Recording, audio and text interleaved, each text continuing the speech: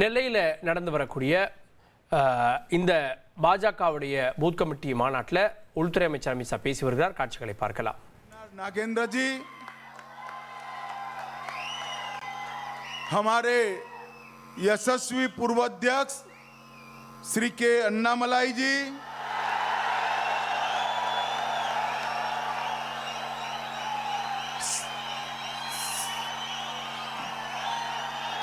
श्री ए मुथु पलेवेरम जिला अध्यक्ष जी, doctor P Sudhakar Reddy सह प्रभारी तमिलनाडु, अरविंद मेनन राष्ट्रीय सचिव, श्री पोन राधाकृष्णन पूर्व सांसद, श्री एम आर गांधी, आगे आओ गांधी, जोर से ताली बजाओ गांधी जी के लिए, वेगमा कई तटुंगा, श्री एम आर गांधी विधायक, डॉक्टर तमिलसाई जी, श्रीमती वानथी श्रीनिवासन, श्री आर शरद कुमार जी, और आज इस विशाल कार्यकर्ता सम्मेलन में तमिलनाडु की 4 सीटों से आए हुए मेरे बूथ के सभी कार्यकर्ता, भारतीय जनता पार्टी के सभी मालिकों को मैं प्रणाम करता हूं. மேடையில் வீட்டிற்கும் அனைத்து தலைவர்களையும் வணங்கி வரவேற்று இந்த நிகழ்ச்சியில் கலந்து கொள்வதற்காக 4 பெருங்கோட்டங்களிலிருந்தும் மிக திரளாக வந்திருக்க பாரதிய ஜனதா கட்சியின் பூத் சொந்தங்கள் அனைவரையும் வணங்கி வரவேற்று மகிழ்கிறேன். सबसे पहले मैं तमिलनाडु की धरती पर महान तमिल भाषा में बात नहीं कर पा रहा हूं, इसलिए आप सभी की क्षमा मांगता हूं. இந்த மிக புண்ணிய பூமியான தமிழகத்தில் தமிழ் மக்களாகிய உங்களிடத்தில் தமிழ் மொழியில் பேசவில்லை என்ற வருத்தம் எனக்கு இருக்கிறது. அதற்காக உங்களிடத்தில் முதலில் மன்னிப்பு கேட்டுக்கொள்கிறேன். यह भूमि वीरता, संस्कृति और अनुग्रह की भूमि है. यह भूमि को भी मैं प्रणाम करता हूं. இந்த மண் சரித்திர முக்கியத்துவம் வாய்ந்தது, வீரம் மிக்கது, பண்பாடு மிக்கது, கலாச்சாரம் மிக்கது. முதலில் தமிழக மண்ணை வணங்கி என் உரையை தொடங்குகிறேன். हमारे नागालैंड के दिवंगत राज्यपाल, तमिलनाडु के ही धरतीपुत्र श्री ला गणेशन जी कुछ दिन पहले दिवंगत हो गए. मैं आज ला गणेशन जी ने पूरा जीवन जो भारतीय जनता पार्टी का काम किया, उनकी आत्मा की शांति के लिए प्रभु को प्रार्थना करता हूं. தமிழக மண்ணை சேர்ந்த ஒரு மாமனிதர் நாகாலாந்தின் ஆளுநராக பதவியில் இருக்கும்போது திடீரென்று இறைவனடி சேர்ந்து விட்டார். தன் வாழ்க்கையே பாரதிய ஜனதா கட்சிக்காக தியாகம் செய்த அந்த மாமனிதரின் ஆன்மா அமைதி பெற வேண்டும் என்று அவருக்கு நினைவஞ்சலி செலுத்தி நான் இங்கே என் உரையை தொடங்குகிறேன். सबसे पहले मैं देश के प्रधानमंत्री नरेंद्र मोदी जी और पार्टी अध्यक्ष श्रीमान नड्डा जी को धन्यवाद करना चाहता हूं कि हमारे तमिलनाडु के ही नेता सीपी राधाकृष्णन जी को उपराष्ट्रपति पद का प्रत्याशी बनाया है. நான் முதல்ல பாரத பிரதமர் திரு நரேந்திர மோடி அவர்களுக்கும் தேசிய தலைவர் திரு நட்டா அவர்களுக்கும் எனது மனமார்ந்த நன்றியை தெரிவித்துக் கொள்கிறேன். ஏனென்றால் இந்த மண்ணை சேர்ந்த தமிழரான சிபி ராதாகிருஷ்ணன் அவர்களை நாட்டின் மிக உயரிய பொறுப்பான துணை ஜனாதிபதியாக முன்னிறுத்தி இருக்கிறார். मैं तमिलनाडु की जनता को भी ये बताने आया हूं कि अब राज्यसभा में उपराष्ट्रपति पद पर आसीन होने के बाद सभापति के रूप में तमिलनाडु का बेटा श्री सीपी राधाकृष्णन विराजमान होने वाले हैं. राज्यसभा தொடங்கும் போது துணை குடியரசுத் தலைவர் தான் அந்த சபாநாயகராக ராஜ்யசபையிலே இந்த தமிழ் மண்ணை சேர்ந்த திருமகனான சிபிஆர் அவர்தான் வீட்டிற்கு போகிறார் என்ற மகிழ்ச்சியான செய்தியை உங்களுக்கு தெரிவித்துக் கொள்கிறேன். मित्रों, पहले भी एनडीए ने ही एपीजे अब्दुल कलाम जी को भारत का राष्ट्रपति बनाकर ये सम्मान दिया था. முதலில் நம்முடைய என்டிஏ கூட்டணியில் தான் தமிழகத்தை சேர்ந்த விஞ்ஞானியான திரு ஏபிஜே அப்துல் கலாம் அவர்களை குடியரசுத் தலைவர் என்ற மிக உயரிய பொறுப்பிலே நாம் அமர்த்தி அழகு பார்த்தோம். नरेंद्र मोदी जी ने हमेशा से तमिलनाडु, तमिल भाषा और तमिल संस्कृति का गौरव करने का काम किया है. நமது பிரதமர் மோடி அவர்கள் எந்த காலகட்டத்திலையும் தமிழ் மண்ணையும் தமிழ் மக்களையும் தமிழ் மொழியையும் தமிழுடைய முக்கியத்துவத்தையும் உணர்ந்தவராகத்தான் இருந்திருக்கிறார். अभी अभी मोदी जी ने महाराज राजेंद्र चोल ने वर्षों पहले गंगईकोंडा चोलापुरम मंदिर का निर्माण शुभारंभ किया था. इसके उपलक्ष्य में भगवान बृहदेश्वर का अभिषेक कर कर गंगा का पानी लेकर जैसे राजा चोल आए थे, मोदी जी ने भी वहां श्रद्धांजलि देकर मंदिर का महिमा मंडन करने का काम किया.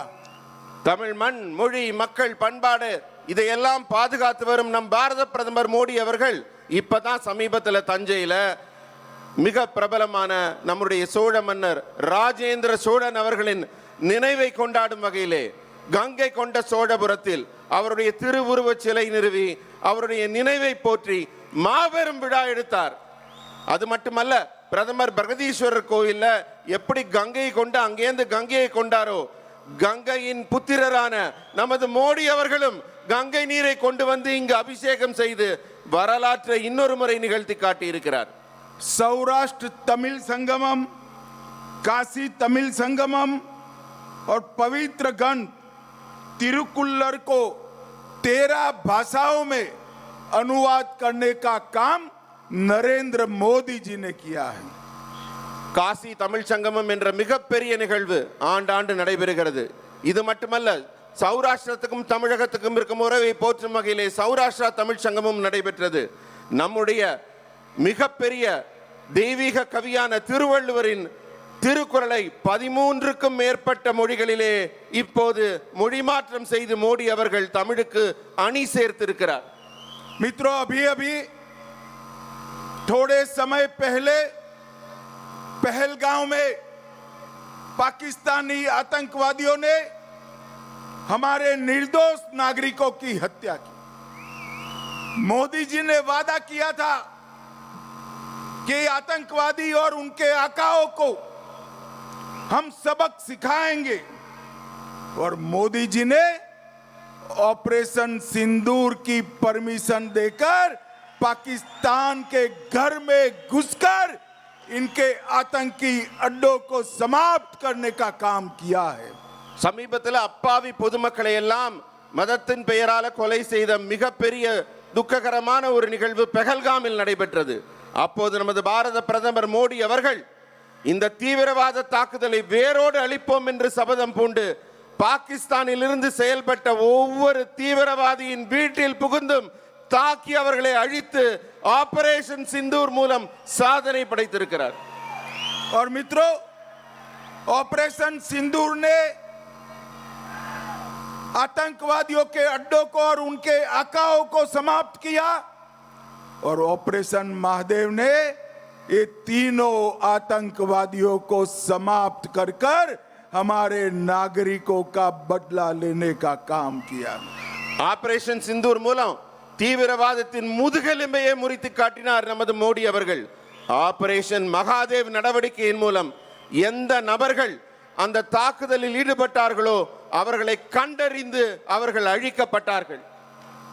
भाइयों बहनों, तिरुवल्लुवर ने सदियों पहले तिरुकुल्लर में शेर की व्याख्या की थी, राजा की व्याख्या की थी.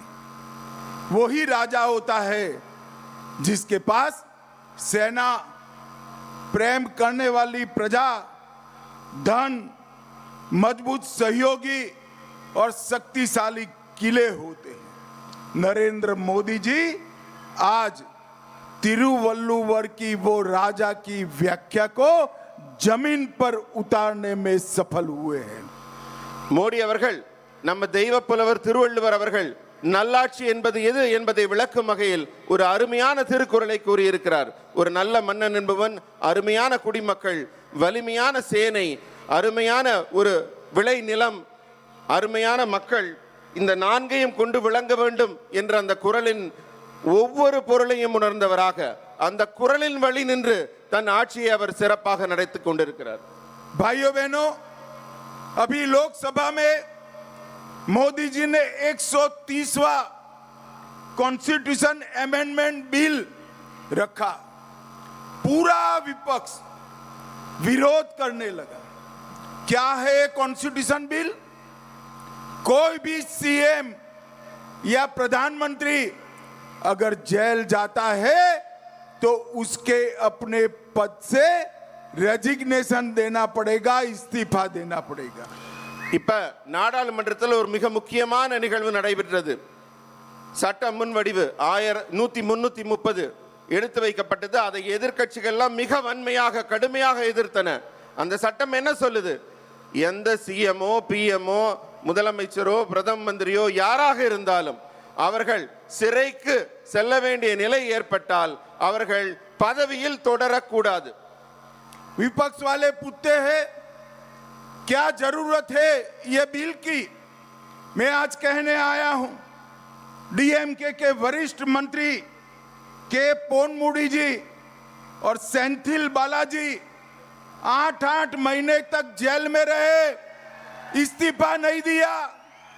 मुझे बताइए, जेल में रहकर सरकार चला सकते हैं क्या? அதாவது நாடாளுமன்றத்தில் எதிர்க்கட்சிகள்லாம் குதிக்கிறாங்க, துள்ளி குதிக்கிறாங்க, இப்படி ஒரு சட்டம் வரக்கூடாதுன்னு. நான் நேரடியாக கேட்கிறேன், தமிழகத்தின் அமைச்சர்களாக இருக்கிற பொன்முடியாக இருக்கட்டும், செந்தில் பாலாஜியாக இருக்கட்டும், ஒருவர் 8 மாதத்துக்கு மேலேயும் இன்னொரு மிக பல மாதங்களும் சிறையில் இருந்திருக்கிறாங்க. ஆனால் சிறையில் இருப்பவர்கள் ஆட்சியாளர்களாக இருக்க முடியுமா? जरा जोर से बोलिए, जेल में रहकर सरकार चलानी चाहिए क्या? ஜெயில இருந்துகிட்டே ஆட்சி நடத்தணுமா? ये डीएमके वाले 130वें कॉन्स्टिट्यूशन अमेंडमेंट बिल को ब्लैक बिल कहते हैं। अरे स्टालिन बाबू, ये बिल को ब्लैक बिल कहने का आपको कोई अधिकार नहीं है, क्योंकि आप तो ब्लैक डीड करने वाले मुख्यमंत्री हो, काले काम करने वाले मुख्यमंत्री हो। நான் ஸ்டாலின் அவர்களுக்கு சொல்லிக் கொள்கிறேன், 130வது சட்ட முன்வடிவை கடுமையாக எதிர்க்கிறீர்கள். அது எந்த அளவுக்கு சொல்ல போறாருன்னா கருப்பு சட்டம்னு ஸ்டாலின் அவர்கள் சொல்றார். நான் சொல்றேன், ஐயா, கருப்பு சட்டம் சொல்றதுக்கு உங்களுக்கு எந்த அதிகாரமும் இல்லை. ஏன்னா நீங்க இருட்டு நடவடிக்கையில, கருப்பு நடவடிக்கையில ஈடுபடுபவர், உங்களுக்கு அதை சொல்ல எந்த உரிமையும் இல்லை. भाइयों बहनों, आने वाले दिनों में तमिलनाडु में बीजेपी, एआईडीएमके और एनडीए के साथियों की सरकार बनने जा रही है। அன்பான சகோதர சகோதரிகளே, வருங்காலத்துல நம்ம பிஜேபி, ஏஐடிஎம்கே இவர்கள் கூட்டணியில் இருக்க என்டிஏயின் ஆட்சி தான் அமைய இருக்கிறது. ये डीएमके सरकार पूरे देश में सबसे करप्ट सरकार है। இந்திய நாட்டிலேயே மிக பெரிய ஊழலாட்சி என்றால் இங்கு நடைபெற்றுக் கொண்டிருக்கிற திமுக ஆட்சி தான். इन्होंने ढेर सारे घोटाले किए हैं। இவங்க ஏராளமான ஊழல்களை இன்னும் தொடர்ந்து செய்து கொண்டே இருக்கிறார்கள். TASMAC scam, sand mining scam, BGR scam, ELT infrastructure scam, transport department का स्कैम, नोबल स्टील का scam, nutrition kit scam, free dhoti scam, cash for job scam, red sand smuggling scam और मनरेगा में गरीब तमिल भाइयों बहनों का पैसा भी ये डीएमके एंड कंपनी खा गई। இந்த திமுக அரசு ஊழல் பட்டியலை சொன்னா நீண்டுகிட்டே போகும். டாஸ்மாக் ஊழல், பிஜிஎம் ஊழல், எல்காட் ஊழல், டிரான்ஸ்போர்ட்ல ஊழல், சாண்ட் மைனிங்ல ஊழல், அதுக்கப்புறம் இன்னும் சொல்ல போனா இலவச வேட்டி சேலை கொடுக்கறதுல ஊழல், கேஷ் ஃபார் வேலை கொடுக்கறதுக்கு பணம் வாங்குறதுல ஊழல், சிவப்பு மண் ரெட் சாண்ட் திருடுறாங்க. எல்லாத்துக்கும் மேல ஏழை மக்கள் சம்பாதிக்கிற மன்ரேகா ஸ்கீம்ல கூட அவங்க ஊழல் செய்து அவங்க ஊழலின் உச்சத்தை தொட்டு கொண்டிருக்கிறார்கள். आज यहाँ पर दक्षिण तमिलनाडु के 28 विधानसभा क्षेत्र के 7,987 बूथों के 25,000 से ज्यादा कार्यकर्ताओं का सम्मेलन है। मैं आप सबके सामने कहने आया हूं कि 2024 के लोकसभा में हमारे एनडीए गठबंधन को 18% वोट शेयर मिला था। நண்பர்களே, இன்னைக்கு கிட்டத்தட்ட 7,980 பூத்துகளுக்கு மேலேந்து 25,000 பேர் பூத்துல இருந்து வந்திருக்கீங்க. இங்க உங்களுக்கு எல்லாம் சொல்லிக் கொள்கிறேன், கடந்த சட்டமன்ற தேர்தலில் நம்ம 18% மேல வாக்குகள் வாங்கி இருந்தோம். और हमारे साथी एआईडीएमके को 21% वोट मिला था। நம்ம கூட்டணியான ஏஐடிஎம்கே 21% வாக்குகள் வாங்கி இருந்தார்கள். दोनों का टोटल करते हैं तो लगभग 39% वोट एनडीए का होता है। வெறுமன இரண்டையும் கூட்டி பார்த்தாலே நம்ம 39% வாக்குகளை மிக எளிமையாக பெற்றுக் கொண்டிருக்கிறோம். एनडीए का एआईडीएमके के साथ गठबंधन केवल राजनीतिक समझौता नहीं है, तमिलनाडु के विकास का एक नया रास्ता है। என்டிஏ கூட்டணி வெறும் அரசியல் கூட்டணி அல்ல, அதிமுகவோட இருக்கிறது. தமிழ்நாட்டை மேன்மை அடைய செய்ய, வளர்ச்சி அடைய செய்ய, தமிழ் மக்களை முன்னேற்றுவதற்கான கூட்டணி. भाई और बहनों, अभी अभी हमारे सारे नेताओं ने बताया, भारतीय जनता पार्टी देश भर में जहां पर भी चुनाव लड़ती है, जीतती है, वो चुनाव का श्रेय हमारे बूथ के हजारों लाखों कार्यकर्ताओं को जाता है। நண்பர்களே, இப்ப பேசின எல்லா தலைவர்களும் சொன்னாங்க, போட்டியிட்ட எல்லா இடத்திலும் பாரதிய ஜனதா கட்சி மிகப்பெரிய வெற்றியை குவித்துக் கொண்டிருக்கிறதுன்னு. அந்த மாதிரி நம்ம இந்தியா முழுமையும் வெற்றி பெறுவதற்கான காரணம் உங்களை மாதிரி இருக்கிற பூத்ல வேலை செய்யறாங்க பாருங்க, அவங்க தான் அந்த வெற்றிக்கான காரணம்.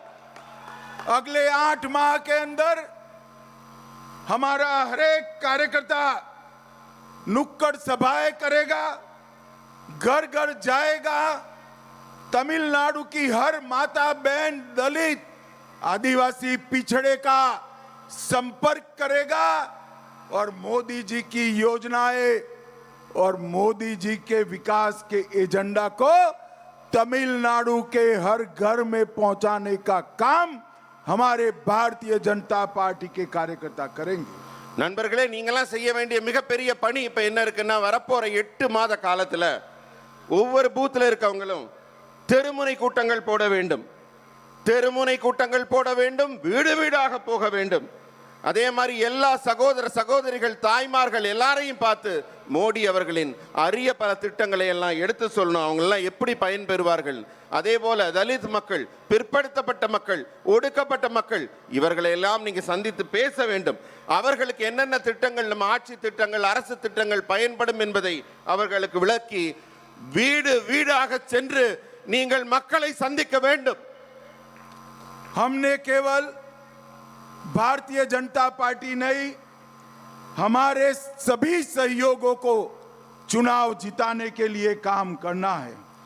நம்ம கூட்டணியில போட்டியிடுற ஒவ்வொரு வேட்பாளரின் வெற்றிக்காகவும் நீங்கள்லாம் உழைக்க வேண்டும். भाइयों बहनों, ये इंडी अलायंस वाले न तमिलनाडु का भला कर सकते हैं, न देश का भला कर सकते हैं। स्टालिन जी का एक ही एजेंडा है, अपने बेटे को मुख्यमंत्री बनाना, और सोनिया गांधी का भी एक ही एजेंडा है, अपने बेटे को प्रधानमंत्री बनाना, मगर मैं दोनों को कहना चाहता हूं, ना राहुल गांधी प्रधानमंत्री बन सकते हैं, ना उदयनिधि मुख्यमंत्री बन सकते हैं। दोनों जगह एनडीए का विजय निश्चित है, मोदी जी का विजय निश्चित है। நண்பர்களே, இந்த இந்தி கூட்டணிக்காரங்கெல்லாம் ஒரு கனவு கண்டு கொண்டு இருக்கிறாங்க. வரப்போற தேர்தலில் அவங்க ரெண்டு கட்சிக்கும் இந்தி கூட்டணியில் திமுகவோட ஒரே லட்சியம் என்னவென்றால் உதயநிதி ஸ்டாலினை சிஎம் ஆக்கணும். சோனியா காந்தி அவர்களுக்கு ஒரே ஒரு லட்சியம் என்னவென்றால் ராகுல் காந்தியை பிஎம் ஆக்கணும். ஆனா நான் சொல்லிக் கொள்கிறேன், ஒரு நாளும் உதயநிதி சிஎம் ஆக போவதில்லை, முதல்வராக வர முடியாது. ராகுல் காந்தி அதே போல பிரதமராக வர முடியாது. அந்த இடத்திலெல்லாம் என்டிஏ கூட்டணி மிகப்பெரிய வெற்றியை குவித்து ஆட்சி அமைக்கும் என்று உறுதி கூறுகிறேன். अभी अभी मोदी जी ने लाल किले से जीएसटी के सुधार की बात की है।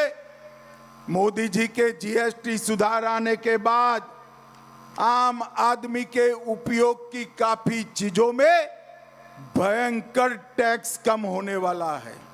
தற்போது நம்ம பாரத பிரதமர் மோடி அவர்கள் சமீபத்தில் தில்லி செங்கோட்டையிலிருந்து உரை நிகழ்த்தினார். அப்ப ஜிஎஸ்டியை எப்படி எல்லாம் சீரமைக்க போறோம்னாங்க. அந்த கூட்டமும் இப்ப நடந்தது. சாமானிய பொதுமக்கள் பயன்படுத்தும் ஒவ்வொரு பொருளின் விற்பனை வரி ஜிஎஸ்டி மிக பெரிய அளவில் குறைக்கப்பட்டிருக்கிறது என்பதை உங்களுடன் பகிர்ந்து கொள்கிறேன். मोदी जी ने 1 लाख करोड़ रुपए से युवाओं के रोजगार की शुरुआत की है.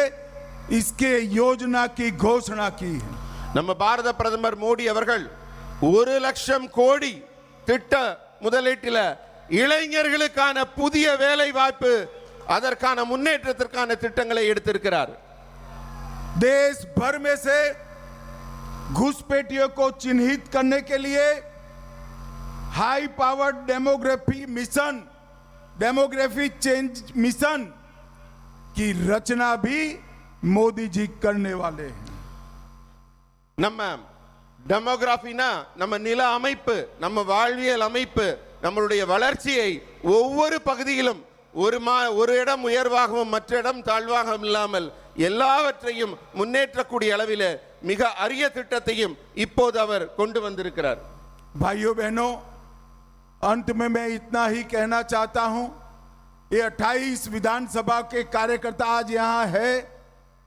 आप सभी को कहना चाहता हूं, नयनार नागेंद्र जी के नेतृत्व में आने वाले चुनाव में यहां पर तमिलनाडु में एनडीए की सरकार बने, इसका समय आ गया है. डीएमके को उखाड़कर फेंकने के लिए भारतीय जनता पार्टी का एक एक कार्यकर्ता आज से लेकर चुनाव तक अपनी कमर कस ले और मोदी जी के नेतृत्व में भारतीय जनता पार्टी और एनडीए को विजय दिलाने के लिए संकल्पबद्ध हो. நண்பர்களே, இங்கே 28 சட்டமன்ற தொகுதியிலிருந்து ஒவ்வொரு பூத்திலிருந்தும் நீங்க எல்லாம் வந்திருக்கீங்க. வரப்போற வெற்றியை நீங்க முன்னறிவிப்பு செய்வதற்காக இங்க வந்திருக்கிறீங்க. இங்க வரப்போற தேர்தலில் டிஎம்கேவை வேரோடு பிடுங்கி எறிந்து என்டிஏவின் வெற்றியை அறிவிப்பதற்காக நீங்கள் வந்திருக்கிறீர்கள். என்டிஏவின் மிகப்பெரிய வெற்றியை உங்கள் ஒவ்வொருவரின் உழைப்பால் தான் கொண்டு வர முடியும். मुझे बताइए, आप लोग अपने अपने बूथ में परिश्रम से हमारा समर्थन जुटाएंगे. நீங்க எல்லாரும் ஒவ்வொரு பூத்திலையும் உங்களுடைய உழைப்பால் பெரிய வெற்றிக்கான மாற்றத்தை உருவாக்குவீர்களா? சொல்லுங்க பதில். एनडीए सरकार बनाएंगे. என்டிஏ ஆட்சியை உருவாக்குவீங்களா? डीएमके सरकार उखाड़ कर फेंकेंगे. டிஎம்கே ஆட்சியை வேரோடு பிடுங்கி எறிவீர்களா? मोदी जी को विजयी बनाएंगे. மோடி ஜியை வெற்றியாளராக கொண்டாடுவீர்களா? तो मेरे साथ दोनों हाथ उठाइए. उठाइए दोनों हाथ. எல்லாரும் ரெண்டு கையை உயர்த்துங்க, உரக்க சொல்லுங்கள். विजय के संकल्प की मुट्ठी बीजिए. வெற்றிக்கான முழக்கத்தை முன்னெடுங்கள். और प्रचंड आवाज से बोलिए भारत माता की जय वंदे मातरम वंदे वंदे। आप सभी का बहुत बहुत धन्यवाद। वणक्कम। நன்றி வணக்கம்